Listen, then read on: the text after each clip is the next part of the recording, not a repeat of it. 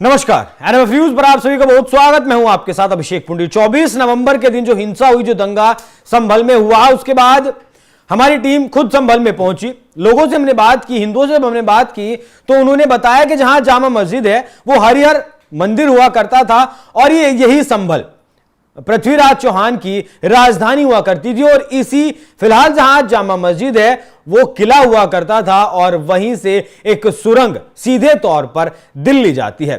जब ये बात हुई तो हमें भी इस बात पर विश्वास बहुत ज्यादा नहीं हुआ, लेकिन अभी जब 2 दिन पहले संभल के चंदौसी इलाके में एक बावड़ी मिली। बावड़ी तो मिली, वो बहुत बड़ी बावड़ी है, लगभग 12 कमरे अब तक मिल चुके हैं और इसके भीतर से एक सुरंग भी मिली है। अब सुरंग कहां तक जा रही है उसका खुदाई का काम लगातार चल रहा है। बुलडोजर जहां तक खुदाई कर सकता था वहां तक बुलडोजर ने खुदाई कर ली है, लेकिन अब 10 से 12 मजदूर प्रशासन की तरफ से वहां लगाए गए हैं और जानने की कोशिश की जा रही है कि संभल में जो सुरंग मिली है उसका सस्पेंस क्या है और वो सुरंग आखिर कहां तक जाती है।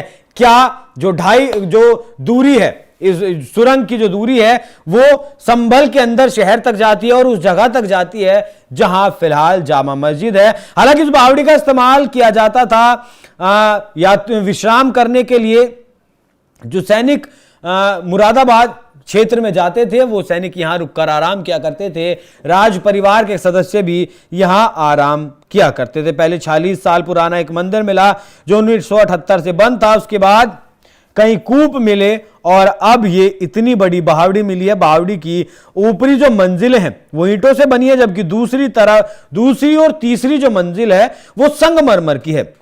राजेंद्र पेंसिया जो डीएम उन्होंने बताया कि इसकी संरचना में 4 कमरे और एक बावड़ी मिली है। बावड़ी असल में ओरिजिनल होती कैसी थी वो तस्वीरें भी हम आपको दिखाएंगे, लेकिन फिलहाल ही समझ लीजिए कि डीएम साहब का यह कहना है कि जो खतौनी में दर्ज है उसमें 400 वर्ग मीटर क्षेत्र की यह बावड़ी बताई जाती है। तालाब के रूप में दर्ज है। स्थानीय लोग बताते हैं कि बिलारी के राजा के नाना के समय यह बावड़ी बनाई गई थी। इसका 2nd और 3rd फ्लोर मार्बल से बना है, ऊपर का तल ईंटों से बना है। इसमें एक कूप भी है और लगभग 4 कक्ष बने हुए हैं। धीरे धीरे मिट्टी निकाली जा रही ताकि इसकी सही संरचना का पता लगाया जा सके। 1857 से इसके तार जुड़े हैं। बावड़ी को लेकर ये दावे किए गए कि इसका निर्माण 1857 में करवाया गया। इसके अंदर 12 कमरे, एक कुआं और वो सुरंग है जो कहां तक जाती है अब तक नहीं पता है। खुदाई में अब तक 4 कमरे साफ तौर पर मिल चुके हैं।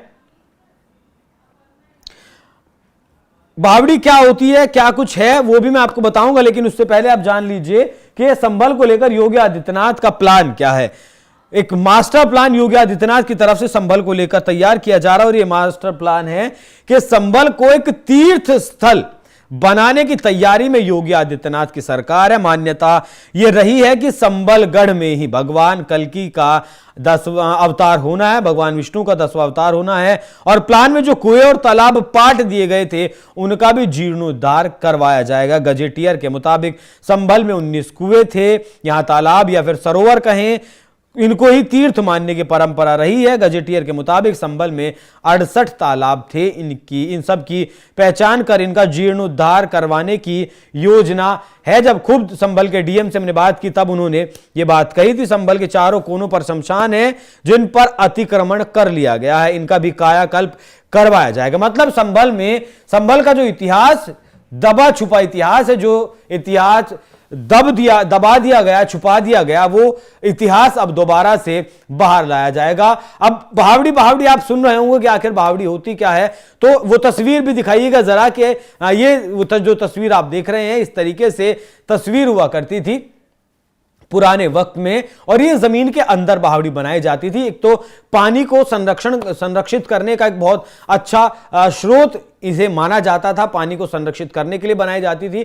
दूसरी बात, जब लंबी कोई यात्रा की जाती थी राजा के द्वारा, राज परिवार के द्वारा, सैनिकों के द्वारा, उस दौरान ये बावड़ियां विश्राम करने के काम आती थी। हालांकि जो राज परिवार है उनकी तरफ से दावा भी इस बावड़ी पर कर दिया गया। लेकिन सबसे बड़ी बात यह है जो मैंने आपको शुरुआत में कही कि जब मैं संभल गया, लोगों से मैंने बात की तो उन्होंने कहा कि जामा मस्जिद से एक सुरंग दिल्ली तक जाती है, तो क्या यहां जो सुरंग दिखाई दे रही है, जो अब तक तो उसकी तस्वीर साफ नहीं हो पाई है, क्या उस सुरंग का जामा मस्जिद तक कोई कनेक्शन है, और कनेक्शन अगर है तो क्या वाकई में वहां से कोई सुरंग दिल्ली जाती है? संभल का प्रशासन और योगी आदित्यनाथ के कहने पर, योगी आदित्यनाथ के आदेश पर संभल का प्रशासन मास्टर प्लान तैयार कर चुका है। तो संभल में अब बहुत कुछ होने वाला है, और ऐतिहासिक नगरी जो कहा जाता था संभल को, उम्मीद है जल्द ही आपके सामने संभल एक ऐतिहासिक नगरी बनकर सामने आएगी। बाकी इस पूरी खबर पर क्या कुछ आपकी राय